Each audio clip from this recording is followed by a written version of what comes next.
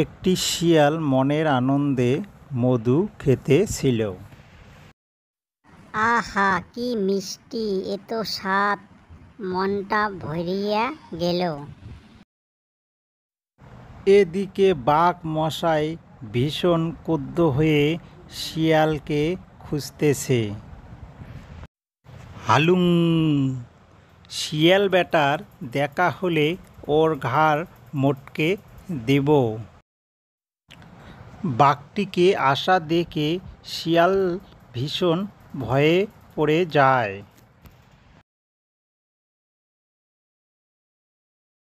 হালুম হালুম, কিরে শিয়াল, এবার কই যাবি? অনেক খোঁজার পর তোকে পেলাম, এবার তোকে চিবিয়ে চিবিয়ে খাবো। শিয়ালটি বলে, 1 মিনিট সিংহ মশাই, আমাকে তো খাবেন। আমি একটা বুড়া শিয়াল, তার আগে একটু মধু খেয়ে নেন। সিংহটি বলে, হালুম হালুম, দে দে পাইপটা, একটু মধু খেয়ে নেই।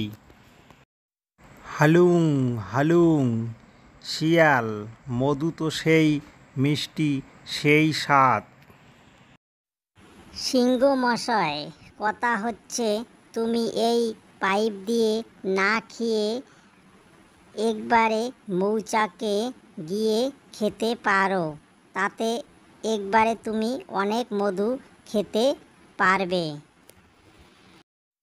হালুম হালুম, শিয়াল, কথাটা তুই খারাপ বলিস নাই। সেটাই ভালো হবে, আমি গাছে উঠে মৌচাকে মুখ দিয়ে বেশি করে মধু খাই।